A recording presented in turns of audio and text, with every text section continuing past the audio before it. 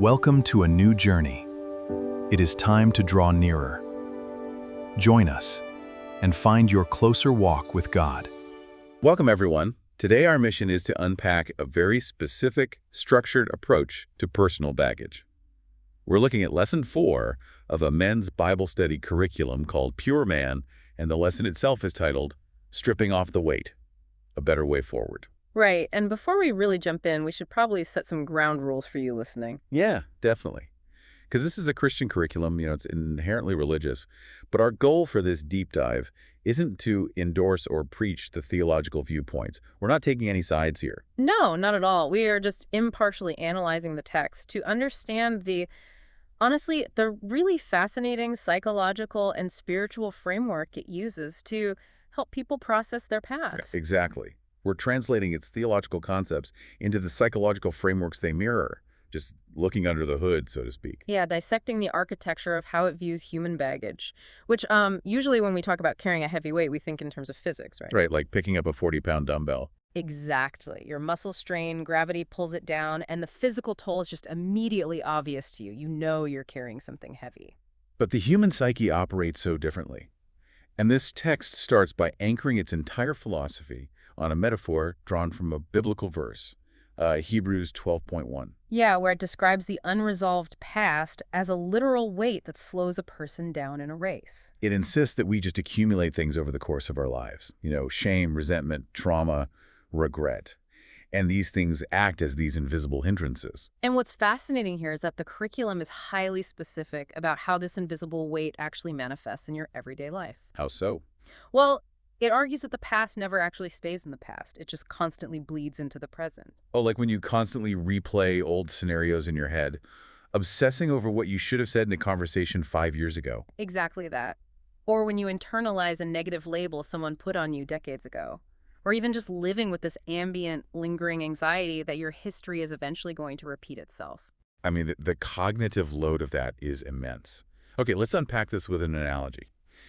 Carrying your unresolved past is essentially like trying to drive down the highway with your emergency brake pulled all the way out. Oh, that's a great way to look at it. Right, because you might still be moving forward. You might even be passing other cars if you hit the gas hard enough. But the friction is just destroying the vehicle. Yeah, you're burning an unsustainable amount of fuel. And eventually, the engine is going to completely fail. Which perfectly captures the essence of that Hebrews 12.1 instruction, which is to, quote, strip off every weight. I mean, you have to release the emergency brake. I do have to push back on the simplicity of that, though. Okay, lay it on me. Well, strip it off sounds perilously close to just forget about it and move on. And, if someone has survived severe trauma, or conversely, if they've caused severe harm to someone else, telling them to just induce amnesia and keep running feels really dismissive. It does. It sounds like it ignores the permanent reality of what happened. Exactly. Like, is that... Isn't it a bit simplistic to just say, forget the past? Well, the curriculum actually anticipates that exact critique, which I found really interesting. It doesn't advocate for literal amnesia at all. Oh, really? Yeah. In fact, it deliberately pulls in a contrasting scripture, Psalm 51.3, where the writer states, "My sin is always before me." So the text explicitly acknowledges the permanent reality of the past. It states clearly that we have to reconcile the fact that our history is permanently woven into the fabric of our lives. Wait, so the text is holding two seemingly opposite ideas at the exact same time. Right. Like, my past is always before me, but also strip off the weight and forget what lies behind, which I think comes from another verse it cites, Philippians 3.14. Yes, Philippians 3.14. So how does a person functionally do both of those things? By redefining what it means to actually forget. In this framework, forgetting isn't about memory loss at all. It's about power loss. Power loss. Yeah, it's a deliberate shift in focus. You remember the event, but you actively strip away its authority to dictate your future. You refuse to let it be the definitive lens through which you view your own potential. Okay, I think I get it. So the memory remains, but the emotional and psychological weight attached to it is severed. Exactly. So the event goes from being like an active infection to a healed scar. The scar is always going to be visible on your skin, but it no longer hurts when you touch it, and it no longer threatens your overall health. That is the exact mechanism. The past is demoted from being a master to being merely a data point. Wow, that's powerful. But getting to that point requires a level of self-awareness that most people, frankly, actively avoid. If we establish that the past is a weight, the immediate problem we run into is that human beings are incredibly skilled at adapting to heavy loads. Right, we normalize the friction. We forget we even have the emergency brake on. We just think, we think the car is supposed to shake violently at 60 miles an hour. Exactly. Which is why the text transitions from the abstract metaphor of a race to a very concrete, localized diagnostic list. It forces the reader to look at their actual behaviors to see if the weight is still there. Yeah, and reading through the source's list of symptoms, some of them make total intuitive sense. Like the text lists depression, low self-worth, isolation, falling into repetitive cycles of destructive behavior. Right. Those are expected. If someone is carrying massive, unresolved trauma, we sort of expect them to look visibly burdened or to withdraw from their community. Yeah, but then it zeroes in on some really surprising inclusions. This is where we get back to that corner office analogy. Yeah, the hidden symptoms. Right. It lists perfectionism, performance anxiety, people-pleasing, and workaholism. And this is why this matters to you listening, because society constantly praises these exact behaviors as signs of immense drive and dedication. I mean, we write whole articles celebrating the CEO who sleeps under his desk. We do, but this text strips away that societal applause. It categorizes every single one of those behaviors under the heading of masking and coping. Okay, let's look at the mechanics of that. Yeah. How does perfectionism actually function as a mask? Well, think about it. When you demand absolute perfection of yourself, you are attempting to control an uncontrollable environment. Okay. And usually that stems from a past where a lack of control led to immense pain or rejection.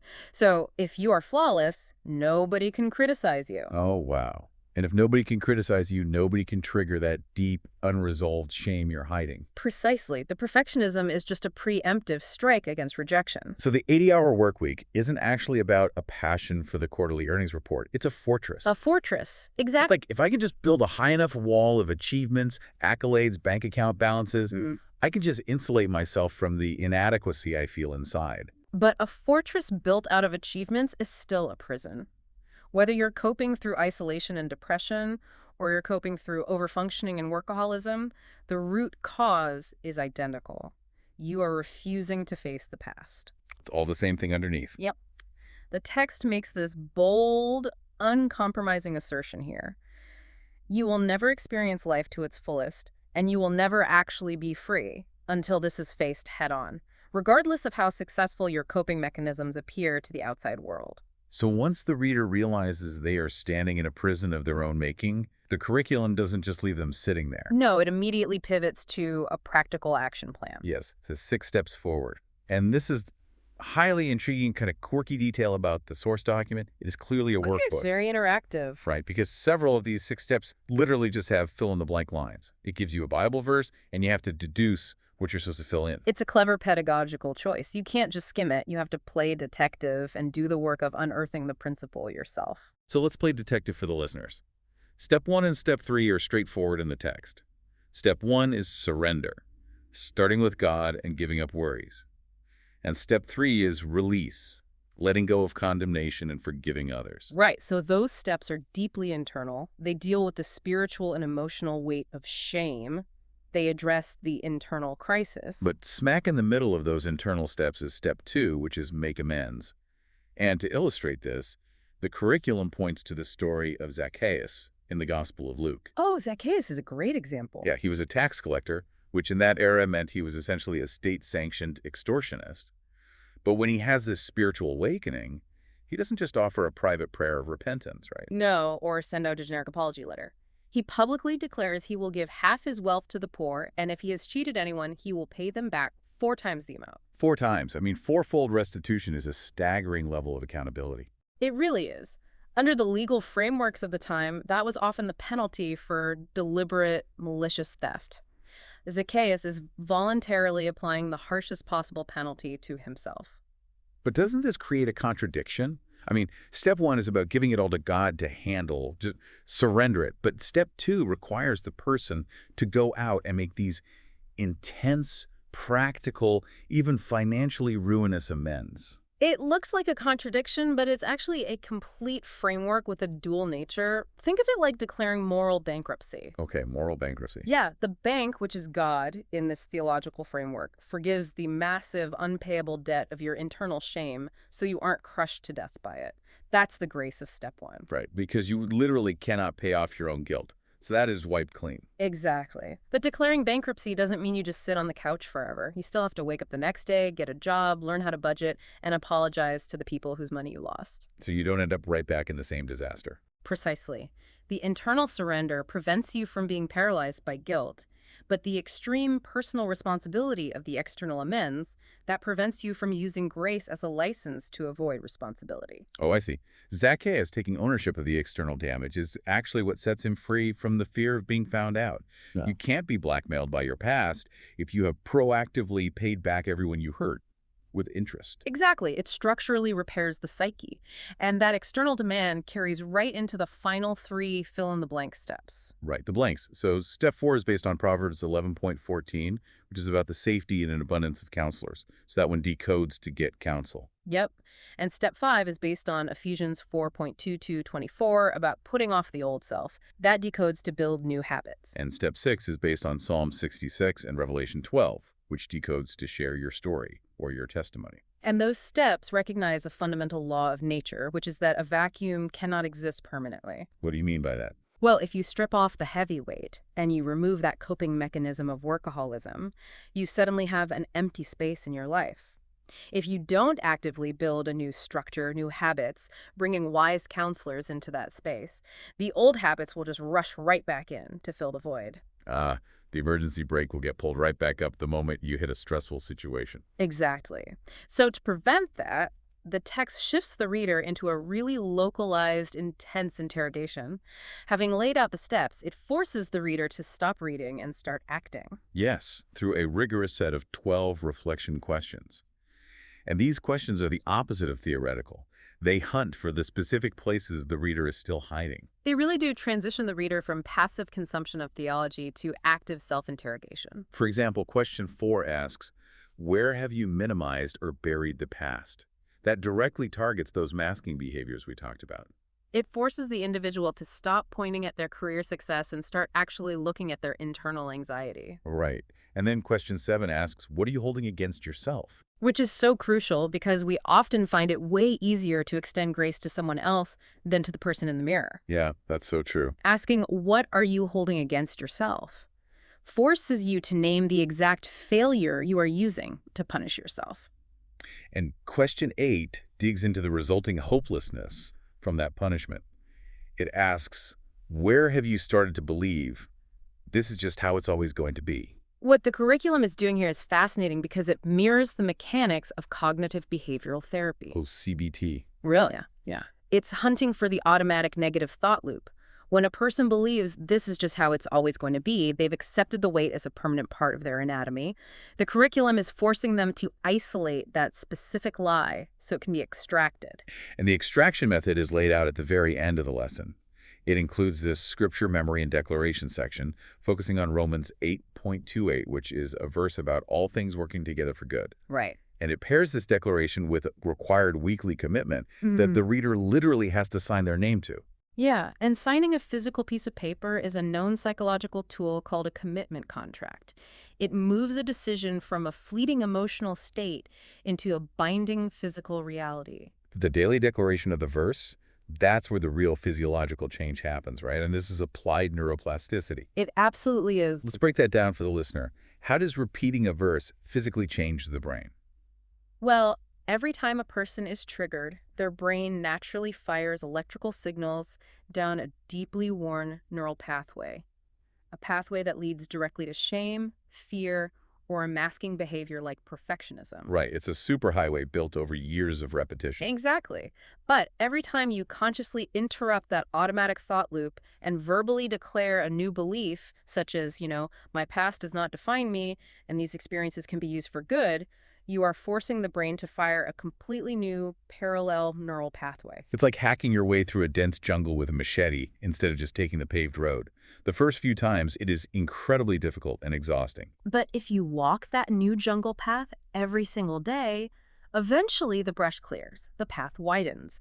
And meanwhile, because you are no longer using the old superhighway of shame, it begins to degrade and overgrow. Wow. Yeah, over time, through sheer repetition, the new pathway becomes the brain's default route. The curriculum understands that you don't just have one emotional breakthrough and walk away completely cured. You have to train the brain to stop putting the heavy weight back on every single morning. It is a profound, structured map. Hmm. To summarize our deep dive so far, we've seen how the Pure Man text frames the past as a restrictive weight.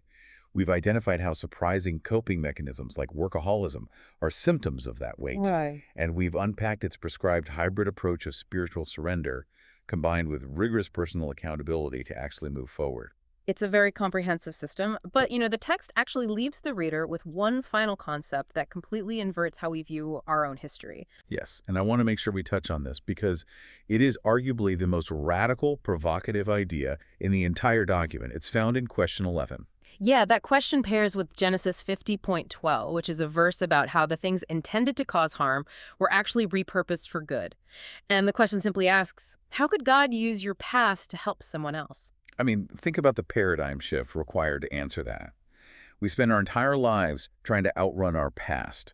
We view our history solely as a liability. Totally. Like a toxic asset we just want deleted from the ledger entirely. We just want to get the emergency brake off so we can finally drive away from where we came from. But this text implies that once your past is properly dealt with, once you've done the grueling work of surrender, restitution, and neuro-reprogramming, that heavy, toxic past transforms into a credential. A credential. Mm. That implies it has a specific utility.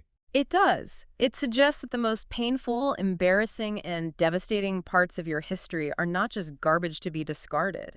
They are the exact, specific qualifications you need to reach back and help someone else who is currently suffocating in the exact same prison you used to live in. Wait, really? The exact qualifications? Yeah, think about it. A person who has never experienced addiction or profound failure or paralyzing perfectionism cannot speak with the same authority as someone who has lived in that darkness and actually found the door out. Wow.